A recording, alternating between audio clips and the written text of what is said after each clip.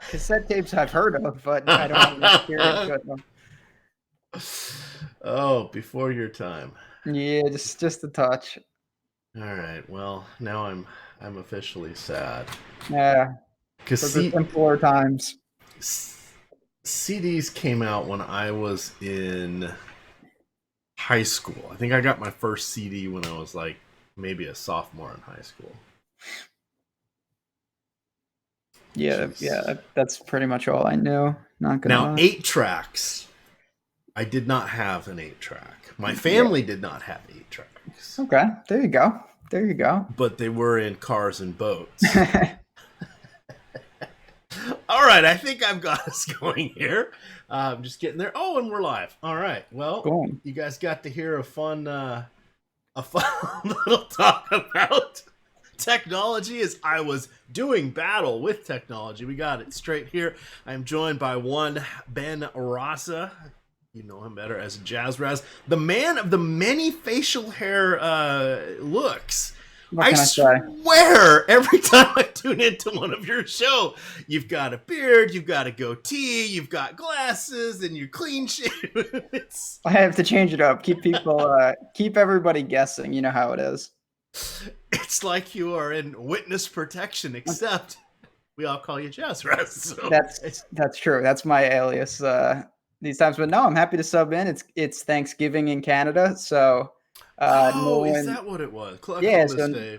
our buddy Nolan doing his thing up there, and it's a good game. Not gonna lie, we got Packers Lions. It's one of the better matchups we've seen on some of these single game showdown slates. All right, I'm gonna drop into the chat here. I'm gonna put in the link to my article, which is the companion piece to these shows. We do the primetime article for each show, or for each primetime game, and then you have the shows come along with it. And I've seen that we've done the Thursday shows a little earlier to give people a chance to consume that during the day. But here we go. So we've got our sponsor, Fantasy Draft. I'm wearing my Fantasy Draft t-shirt, one of my Fantasy Draft t-shirts. I've got a few of them, and I've got some hats somewhere too. I've acquired a lot of different sites swag over the years, Ben. It's kind of fun, but I do want to tell you about them. They do have rake-free everything. Now, how that works is you have a subscription to how much you want to play for the month. So if you wanted to play, say, $1,000, that subscription would be $5.99 per month. And when you deposit money, they do ask for a that you pay the 3% fee. Now, the reason they do that is because people churn the hell out of their accounts, and the other sites just pass it along in that 16% rate, or the 15.9. Let's round up to 16. But you've got here, if you played that $1,000, so that's $6. You put in $200, that's $6. That's $12. As soon as you put in anything into a contest, if you put $100 into any other site named DraftKings or FanDuel, you will have spent $16. And then when you put it in again, you will spend more. You will spend more. So I've saved about $50, and I don't play a ton of volume over there just because I like it better for baseball, and baseball's over. So this is an interesting thing. If you have not yet tried it out over there at Fantasy Draft, everybody gets $100 for the month of free play. And if you use the promo code Osmo, you can get $1,000. It lasts you for a week, but you can play to your heart's content for a week. And hey, if you were to sign up right now, that would be a Monday. You could catch this Sunday's games and next Sunday's games. Wink, wink, nod, nod. All right, Ben, here we go. Weird day out there in the NFL yesterday. Chalk died on the vine. DK, I got 99 points in my 99.94, I think is what it was, in my quote cash game lineup on the main slate. I can't remember the last time I went below 100. So. No. Well, that's why we're here, though. The week doesn't officially end until Showdown is over, and as everybody knows, monster contests, FanDuel, DraftKings, a lot to break down, and definitely a way to redeem some of the Sunday pain. Yeah, absolutely. So let's kind of talk a little bit about, we'll kind of go by team by position, then we'll get into strategies here. We've got, God, I lose track of which, is lock at 8:15 tonight, or is it 8:20? I swear to God, I think it's 8:15. Okay, so we'll target 8:15. So we have 35 minutes, plenty of time to go over this. But let's start off here with the away team. No real injuries to speak of that we have to worry about for the Lions. The home team, the Packers, will be without Devontae Adams again. And so I forget his name, but their third string tight end was not active. Those are the only two major inactives, and we were expecting Devontae Adams to be out with his toe injury again. So talk to me, Matt Stafford on the road, no stranger to playing in Green Bay. However, Green Bay looks like they may have one of the better defenses out in the league. How are you feeling about? Is it a Stafford night? Is it a Kerryon Johnson night? What game script are you kind of planning for? So it's an interesting spot. The Lions have played the Packers well recently. In years past, they're coming off the bye, kind of fight, under the radar. If they win this game, they'll be right in the thick of it. But, early in the year, we've seen the Packers defense, I think, certainly take some steps and strides. Then they were somewhat exposed. Also on a single game slate, it was a Thursday. The Eagles really ran it down their throat. And we're starting to see a pretty heavy split between the secondary and the front seven. So immediately, what does that say? Kerryon Johnson, he's going to be popular, but right off the bat, I definitely like him on both FanDuel and DraftKings. I think that if the Lions... Oops, sorry there. No worries. I think if the Lions are going to hang in this game, they have to, get him going on the ground. And certainly if they win this game, you have to figure that he's one of their prominent players. Yeah, and that's kind of where I'm landing. For me, I think you really have three captains that you're looking at tonight. The two quarterbacks, just because they're going to touch the ball on every play. For me, it's going to be Aaron Rodgers is kind of my number one, but Kerryon Johnson's my number two there, just because I think everything's going to have to go through him if they want to stay in this game. Ben, that's just the way it's shaping up. And of course, he's somewhat pricey, but you look at him, 12,900 for a captain spot on DraftKings at 8,600 for a normal flex, and then over on FanDuel, flat 12K. It's really not that bad. And like I said, the Packers secondary, Jair Alexander has been strong, and they've been strong as a unit. So I don't know why Kerryon wouldn't have the work. Patricia is someone, when we're ranking coaches, he's certainly not at the top of my list, but I do think this is a pretty good spot for the Lions running attack. Yeah, and that's just an interesting thing there, because he also gets the passing work.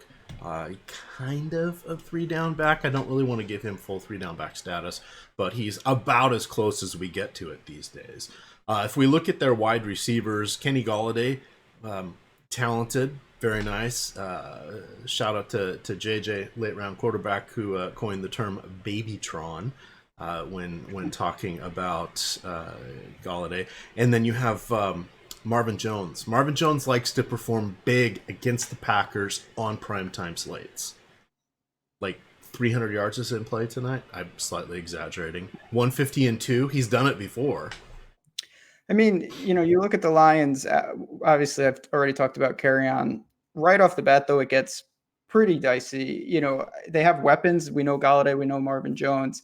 Hawkinson, Amendola. It's just we're starting to spread it pretty thin. The one thing I like about this slate, though, when I kind of step back past some of the showdowns, it's like, wow, we have a guy who's going to be 80% owned and 50% captain or something insane. It's pretty spread out. I don't see any really polarizing plays. Of course, we'll talk about the quarterbacks. We'll talk about Aaron Jones on the other side, but I think there's a lot of different ways that people are going to go. So I don't expect an overwhelming captain on a site like DraftKings, which is pretty cool. It really opens it up. Just checking it out, because we do now have the player popularity here for the showdown slates. So it looks like you're kind of correct there. We've got four guys in double digits on DK with Rodgers, Stafford, Jones, and Johnson, and they're really all close together. Definitely within that margin of error. And then if we look over here, where is FanDuel? Oops, I'm gonna have to load Fan. That's the one tricky thing, is I was playing with some primetime lineups here, and I've got too many Fantasy Cruncher tabs open, but let me get it's pretty dispersed. Like I said, I mean, you have a lot of options. Naturally, I usually do the Thursday showdown show with Alex. We've talked a lot about, wide receivers, especially on DraftKings, when you're talking about the high multiplier, they always have an appeal at captain, whereas on FanDuel, quarterbacks, running backs, it's a little easier for them to be that in that optimal at that top spot. So I certainly will take a couple stabs with maybe some of these Lions pass catchers, but overall, I don't feel super confident in really hitching my wagons to any of them. All right. TJ Hawkinson, little spendy there on FanDuel, in my opinion, at 8,000, considering he, in his last 3 appearances, has, 11 total targets. He had 9 in week 1. Phenomenal game. Can you guess who he played in week 1? Yeah, sadly, I still have scars from that tie. Hitting the Cardinals lotto with tight ends, it's insane. He started the trend there with the Cardinals tight ends. 9 targets, 6 for 133 and 1. That was the outlier. Otherwise, he's had 5 total catches in his last 3 games. So he makes me a little bit nervous. Prefer him a little bit more on DraftKings. I'm okay with either kicker. They're both veterans in this one. And then that might just do it for me for the player pool for the Lions. Let's because I really cannot say good things about Ty Johnson or Danny Amendola. Now Amendola has been practicing all week. He has a sore chest, so we'll have to see what happens with him. I'm getting a note in Premium Slack. Are we worried about Hawkinson's snaps? They've listed Jesse James as the starter. That doesn't matter to me, just because Jesse James is going to play a lot. We saw that when he was with Pittsburgh. He gets a tremendous amount of snaps. He is a good blocker, but he just doesn't necessarily get all the routes. So Jesse James, in 153 snaps this season, which is 53% of the snaps for the team, he has 48 routes. So he gets a route about 1 out of every 3 times.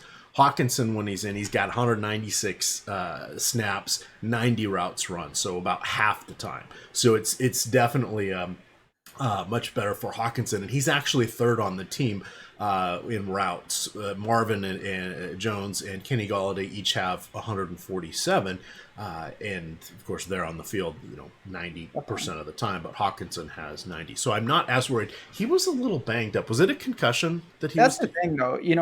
With the NFL, yeah, he was in the concussion, but that's pretty black and white. You pass the protocol, you play, and you usually aren't limited. It's all or nothing.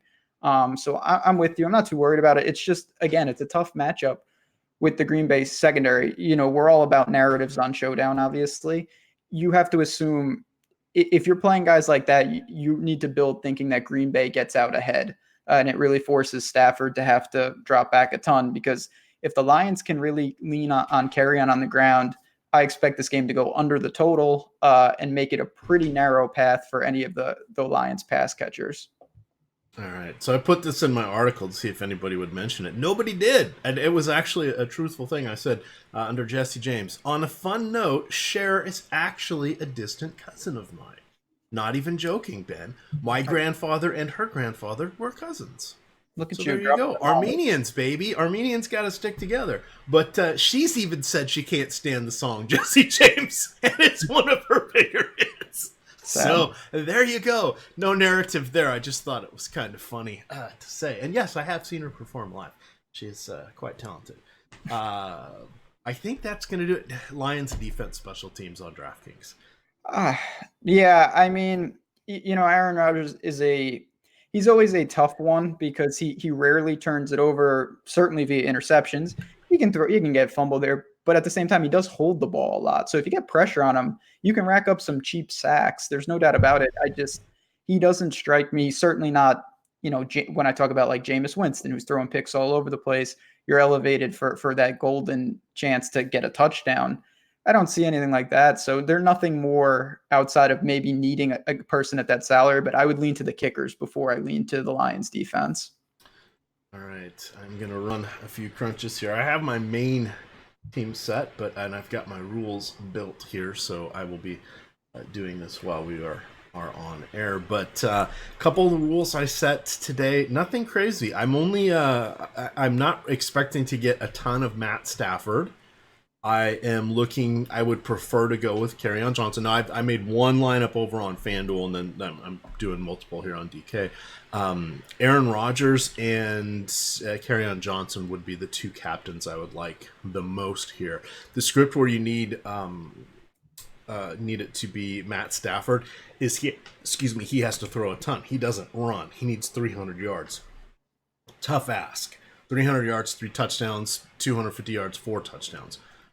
Yeah, that's hard to get there. I don't mind him with his receivers. I set a loose rule that if I have one of his receivers as a captain, I only put Galladay in with him saying I have to have Stafford. Otherwise, I said I don't care. Just because I figure if Marvin Jones gets there, it's on long scores. It doesn't mean the volume's there to support Stafford. And if he just gets a touchdown and that's 2 touchdowns to Marvin Jones and he has 220 total yards passing, that doesn't make him a viable captain in my opinion. Yeah, Stafford, I mean, quarterbacks, we're not breaking any news. They're always prominent showdown plays because there's only 2 of them and they get the ball every play. It's not a great spot for him. You really need a game script dependent. So I don't mind if you want to go somewhat against the grain and say, you know what, I'm going to use Stafford with Galladay and Marvin Jones. I think this game gets moving one way or another. You can do that. It's certainly an aggressive build because if the game slows and Stafford is efficient, like you said, he has no rushing upside. You're going to really need him to be efficient. All right, let's hit. We've got 23 minutes left. Let's talk a little bit here about the Green Bay side of things. I meant to cover Danny Amendola. Are you playing much of him at all? That would be a DraftKings play just for the full PPR in this one. So yeah, I absolutely. If you're playing him, you're certainly going for just pure volume on racking up the catches. I think there's some merit maybe if builds once again where say you think it's a low scoring game, him getting you 10, 11 points, something like that could be in part of the optimal. If you think this game gets going though, I'm not sure he has the upside to really justify it. Ownership wise, I expect him to be kind of middle owned relative to what we see on Showdown. Not going to be a popular captain, but I'm also not going there. All right, I'm gonna talk about a guy that's just it's a crazy play, but we'll get there in a moment. In the meantime, Aaron Rodgers, he's good. The team's really counting on him. He is without his best receiver, Devontae Adams. I'm sorry, I'm just buying time to get my notes up here. He has been, if you look at all the projection systems for the week, he's just inside the top 10 on the most of them, 8, 9, or 10. I like to look at that just so we can kind of get a barometer. As Ben mentioned, we only have 2 quarterbacks in each game, so they're magnified, but I need to know in the back of my head where they land. The funny thing about Stafford was he was not that far behind. He was, I think, mostly like QB 15 to 17. And there was 4 teams on bye this week, and that counts everybody, the London game, the Thursday game, etc. I try to just kind of have my whole player pool there to understand. If we're looking at quarterback here for Rodgers, you're going to mention his rushing ability. He has ran for less than 25 yards per game in almost every start of his career. Yeah, so a little bit crazy there. Now, can he? Yes. Can he go in and get a touchdown on it? Yes. But it's more of the Russell Wilson style of the last couple years than it is of the Lamar Jackson, Steve Young, Randall Cunningham, Michael Vick yardage kind of running quarterback. Certainly Rodgers scrambles when he has to, he doesn't look to do it. He hasn't been doing, it's been an interesting year. Green Bay is 4-1, but he hasn't been, it's a testament to the defense. He really only had in the game that they lost a big game against Philly. Every other game, they've been able to control it with the defense, with the running game. Matt LaFleur seems to be somewhat curtailing him. I'm not saying it's a bad move, but when you talk about pure upside and something like this, I actually am probably going to come in underweight on Aaron Rodgers tonight. I certainly like him still, but he probably is going to be your most expensive, highly owned person as well as the most common captain. I think I'm going to probably deviate and look to maybe get him in certain builds, but try to survive without him and hope he has another efficient but not ceiling type game. All right. Running back. Hey, Aaron Jones. Pretty good. 4 touchdowns the last time we saw him. Dominant, but that was without Jamal Williams, who was in the concussion protocol and should be starting. DK, Jamal Williams, 52. Aaron Jones, 11,004. That is a significant difference when you figure that these guys are going to have about a 60-40 split if the Green Bay coaching staff has its way. Yeah, it's going to be interesting to see, the recency bias of, does Aaron Jones continue now? Did he take the workhorse by injury? He made as strong a case as you could make given the opportunity, or does it still revert to somewhat of a timeshare? And if that's the case, Jamal Williams is definitely an interesting play coming back, and Aaron Jones might be actually a little over-owned.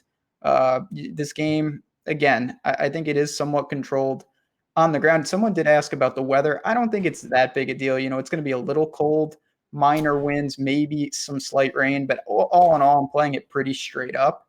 And I think that there's merit to looking to Jamal Williams if you think they revert back to the original timeshare. All right. I'm not really getting defenses. And I did just go double check to make sure that I have the rules set. I say play 3 guys against the defense. I really don't care. We're playing for pick sixes, etc. I got none. Actually, I thought I would get some of the Packers here. So I'm going to... I'm now on the portion of the lineups that I'm building where I lock in players and make them 5 at a time out of my last one. With 70 or 80 lineups. This way I can kind of control what I'm getting in the player pool that way. So just found that a little odd that I didn't get that many of them, Ben. Are you considering defenses at all in this game? So I have some interest in the Packers defense at home. They've been, I don't want to say exposed via the ground, but if they're able to curtail carry on and they can get up in this game quickly, Stafford is the type of quarterback, I'll take my chances if he's dropping back 30, 40 times. No problem. And it could be one of those situations you just talked about it. You want to be really against the grain. You could run a Lions onslaught with Stafford and a couple of his receivers and run it back with the Packers defense. And you hope it's a type of game where the Packers are getting up via turnovers, quick scores, and it forces the Lions to play catch up where maybe they do get some points, but those raw points from your defense is still part of a different against the grain optimal. All right, running or wide receivers here. Marquez, Valdez, Scantling, kind of the guy, and that's like the guy light, not overly exciting there, but he is a little bit better than Gmo, Geronimo, Allison. I had to set a cap here because I'm getting a boatload of Alan Lazard on DraftKings. Now here's why. He's $200. We have him projected for 5 points.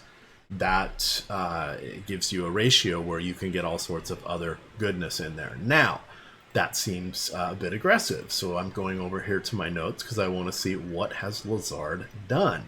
Well, not much.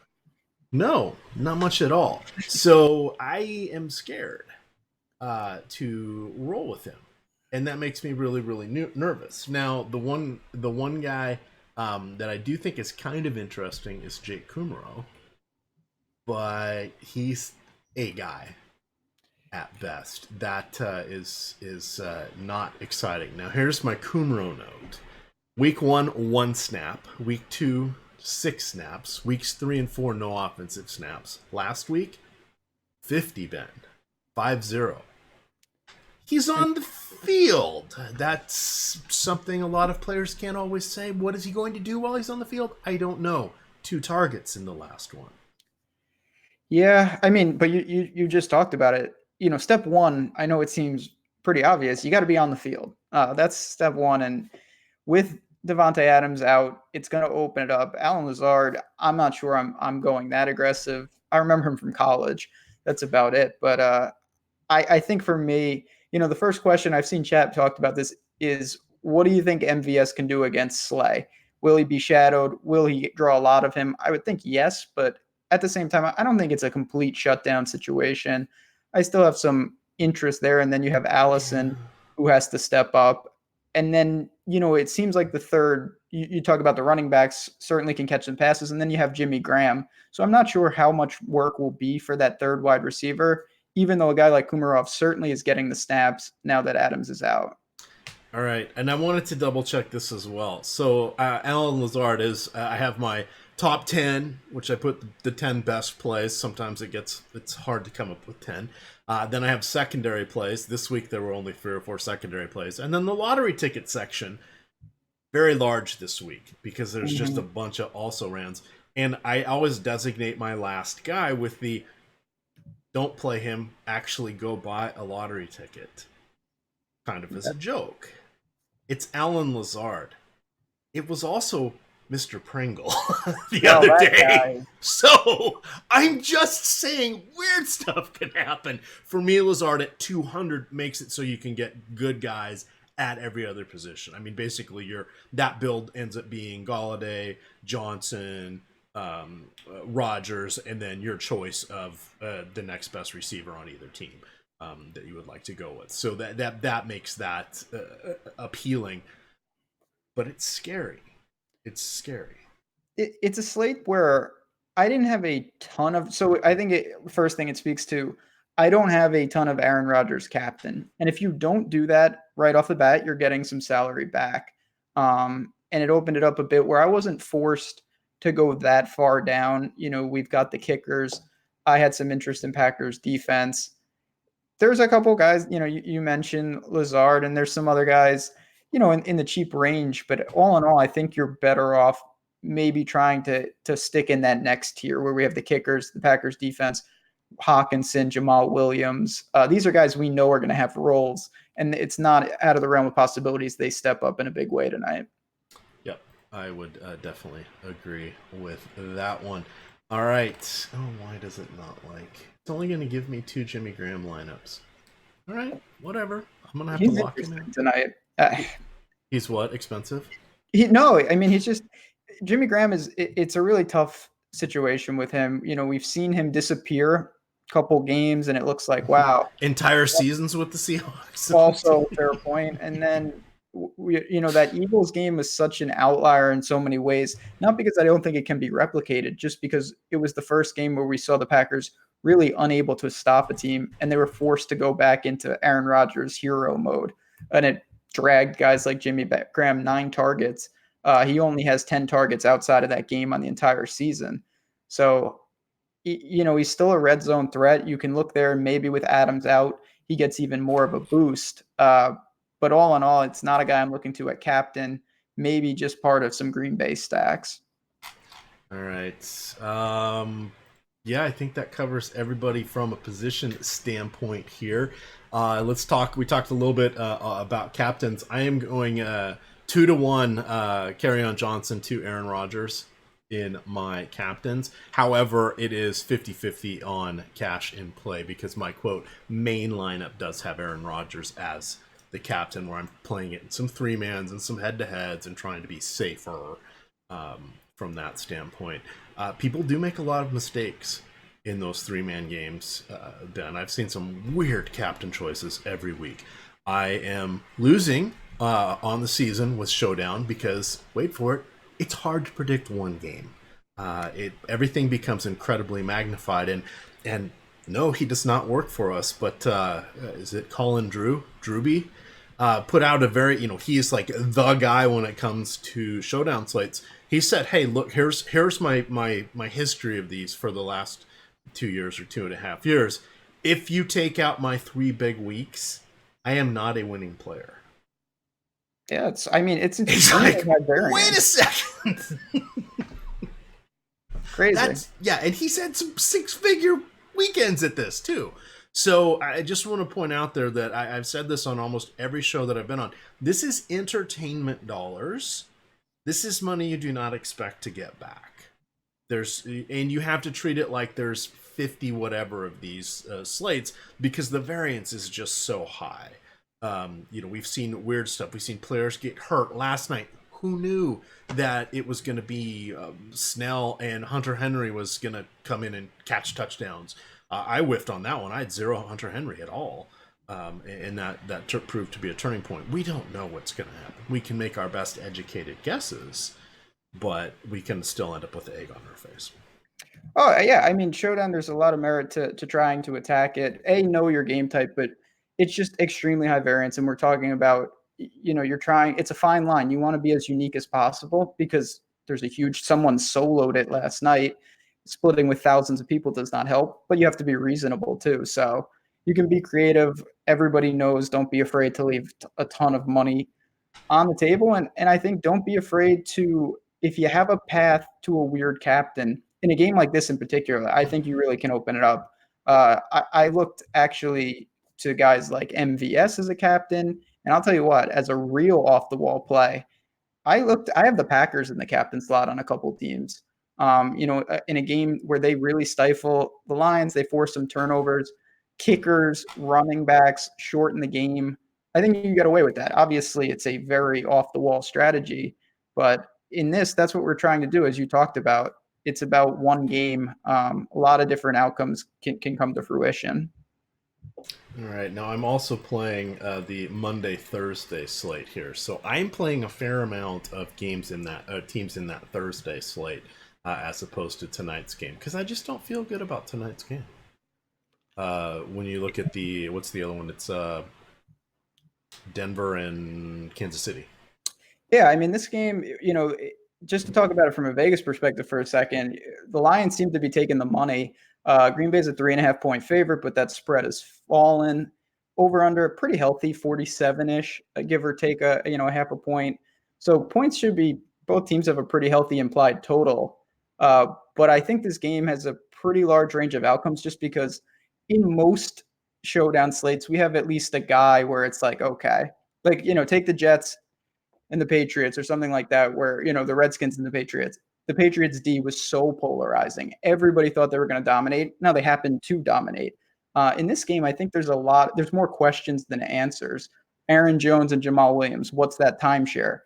Or will the Lions lean on Kerryon Johnson, or are they going to try to attack Green Bay through the air?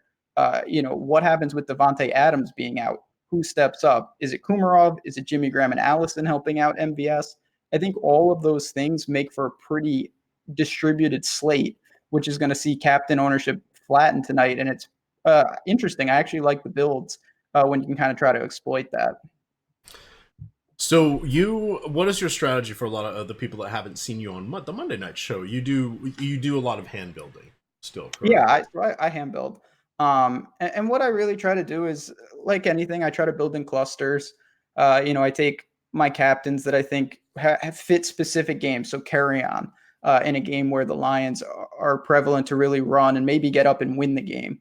Someone like MVS in maybe an up and down game. The Packers as an off the wall type. And then I just really fill in what type of plays will A, make this lineup have the most leverage and be the most unique, and B, what players fit this script the best. If Kerryon explodes, who does that help on the Packers the most? And on the flip side, who does that take out from the Lions side? So just trying to put the puzzle pieces in play, and then you roll the dice and you hope you have that right combination of you're not duped too much, but you still have reasonable outcomes that give you actual chances to maybe catch the perfect bullet and perfect lottery ticket. Now, do you play any of the what I call the cash games, the three mans, the head to heads and such? So sometimes, and that's a totally different philosophy as you talked about. So in something like that, quarterbacks reign somewhat supreme.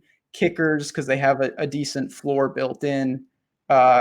You're not really reaching for that perfect lineup. You're just trying to hit a very, that nice range of outcomes, narrow it, and just raise that floor. So keep in mind what you're playing. If you're going for those big GVPs, you want to try to really, you need to hit the actual optimal. Whereas in cash, it's more about not making mistakes. Yeah, and that's where kickers come into play. Defense, both quarterbacks, the running backs. You try to get as many people that are going to touch the ball. And frankly, I've found more success on those, Ben, just because you can when you play a three man, it's not quite tripling up. It's you win 2.7 for every dollar you're playing, but the min cashes are so hard because of the ties and the sharing of of scores that it's the appeal of these tournaments it's not there for me. So I like to play the leagues, the 100 to 500 person leagues and these little 3-mans and 5-mans personally. Yeah, I mean, there's a lot of options. You want to find out what works for you, and it's important to examine kind of how you build, whether it's you want to build for a 20 max or you build 150 or you like a single bullet or you like cash. There's all different options. And within the game, you're just going to tailor your strategy to that. So I definitely think, to bring it back to a macro level, to me, the running backs are a little more of a known commodity tonight than these receivers on both sides. I think that's kind of a whack-a-mole situation. You can mix and match them, but I have a very tough time finding the priority list for targets tonight on both sides of the ball. Yeah, I don't know where they're going to go. No, I don't think, and I'm not sure that anyone does, to be honest, because when you throw Davante Adams out of this, the whole offense can change. And again, with Jamal Williams being thrown back in there, it's just a very interesting situation. So we'll know. I will say, just a note, if you do play second half, it definitely could be exploitable if we see the Packers run game be one or the other. If Aaron Jones is taken over completely and it's a workhorse situation, people who won't be paying attention may still throw Jamal Adams. And I think vice versa. If it's a timeshare, the fade potentially of Aaron Jones in second half, if it looks like it's not what people think it is, could be a profitable strategy and something you could take advantage of. Most definitely there. I'm scrambling to get my last little crunch here done, but reminder, we've got 4 minutes, so if you are dilly-dallying, do not stop what you're doing, hit the little stop on the crunch, and get those lineups in. I almost had an issue last weekend, Ben. I hit upload, and I didn't think it worked. And I lucked out because I literally hit upload with about 45 seconds to go, and it took it even though it gave me an error. So just be careful, guys and gals. Dangerously. Yeah, it's just be careful. Just be careful. Ooh, see, chat seems to like pack tonight. Pack big. I hope they win. It's a tough spread from the Vegas side of things, and I personally think that the game goes under the total for what it's worth, and my lineups kind of reflect that. I'm more apt on the defenses. I do have probably more running back heavy lineups, and if it gets out shootout style, certainly, the receivers are probably going to be captain worthy and where you want it to go. So it'll be interesting to see how the Lions handle the Packers offense coming off the bye, and then vice versa. Is this split that we've seen with the Packers going to continue where teams have success running the ball and maybe struggle a little through the passing game?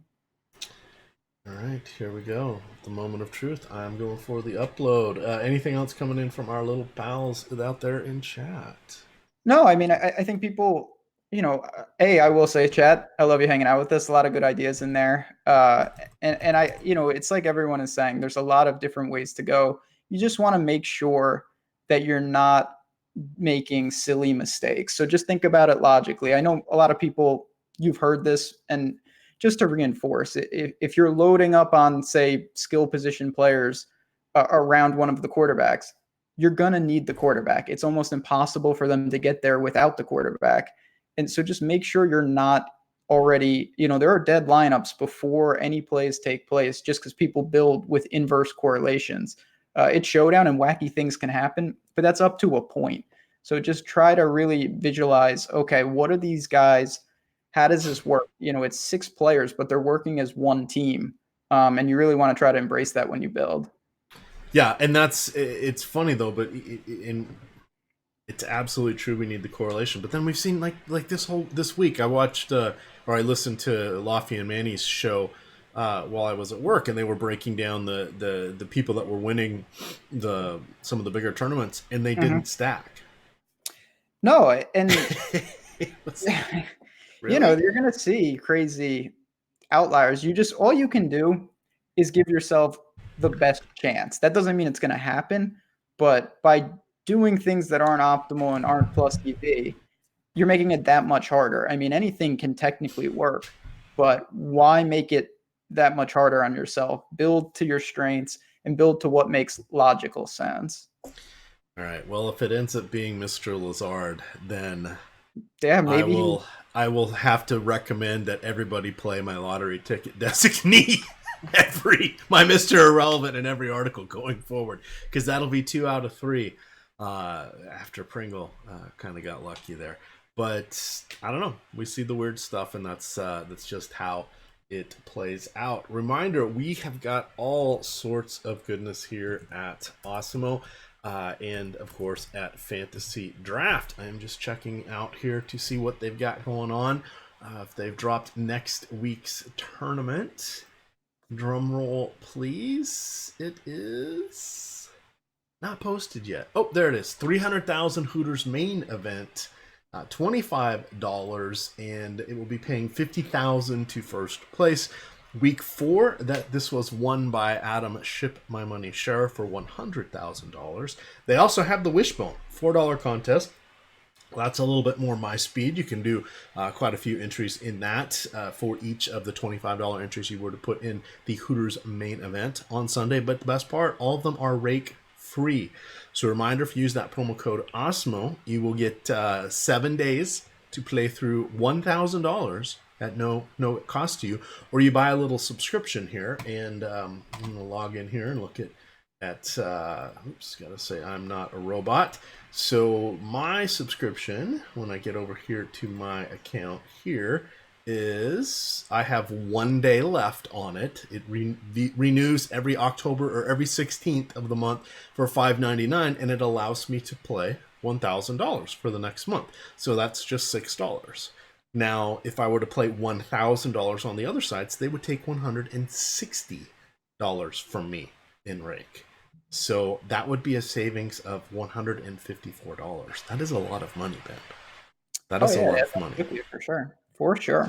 So just throwing that one out there. They've got baseball.